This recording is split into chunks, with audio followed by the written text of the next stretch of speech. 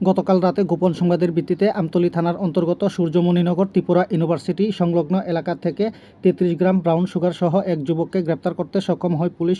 আমতলীস্থিত আমতলী থানায় সংবাদ মাধ্যমের মুখোমুখি হয়ে জানায় আমতলী থানার ওসি রঞ্জিত দেবনাথ। এই সময় তিনি সংবাদ মাধ্যমের মুখোমুখি হয়ে বিস্তারিত জানাতে গিয়ে বলেন, গতকাল আমতলী থানার অন্তর্গত সূর্যমণিনগর ত্রিপুরা ইউনিভার্সিটি সংলগ্ন এলাকা থেকে গোপন সংবাদের ভিত্তিতে ৩৩ গ্রাম ব্রাউন সুগার সহ জুটন মিয়া নামে এক যুবককে গ্রেপ্তার করে। পরবর্তী সময় এই বিষয়ে বিস্তারিত জানান তিনি সংবাদ মাধ্যমের মুখোমুখি হয়ে। রাত্র অনুমান 10:30টার দিকে আমাদের কাছে একটা খবর ছিল যে ত্রিপুরা ইউনিভার্সিটি সংলগ্ন এলাকাতে কিছু ড্রাগস ব্রাউন সুগার কেনা বেচা হবে। তো সেই অনুযায়ী আমরা উৎপেতে বসি এবং যখনই ও আসে তখন ওর কাছে আমরা 3টা পেয়েছি, কিন্তু যার কাছে বিক্রি করতে এসেছিল তাকে আমরা মানে ঠিক টাইমিং মিলেনি, তার জন্য আমরা তাকেও পাইনি। তো তাকে আজকে আমরা রিমান্ডে আনছি। রিমান্ডে এনে জিজ্ঞাসাবাদ করে তার কাছে বিক্রি করার জন্য এসে আমরা তাদেরকে আজকে অ্যারেস্ট করার চেষ্টা করব। ওর সাথে কি আর অন্য কেউ জড়িত আছে বলে আপনাদের মনে হচ্ছে?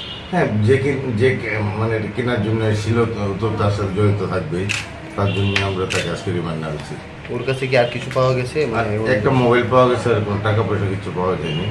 শুধু 3 প্যাকেট পাওয়া গেছে ব্রাউন সুগার, যেটা প্রায় বাজার মূল্য এখন 1,20,000 টাকার মতো।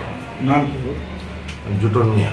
ও কি বিক্রি করতে হচ্ছিল? ও বিক্রি হচ্ছে। তাহলে ওর কাছে তো আরও থাকতে পারে। ওর মানে জিজ্ঞাসাবাদে কিছু পাওয়া গেছে কি? এখন পর্যন্ত কিছু পাওয়া গেছে না, তো আজকে রিমান্ডে আনছি।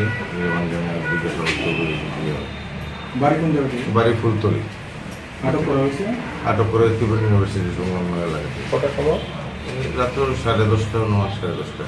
কতদিন ধরে এই ব্যবসার সাথে জড়িত?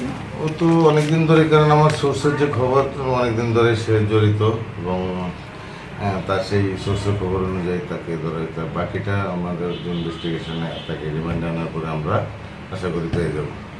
এমনিতে কি করে উনি? এমনিতে আর কী করবে, এগুলি করে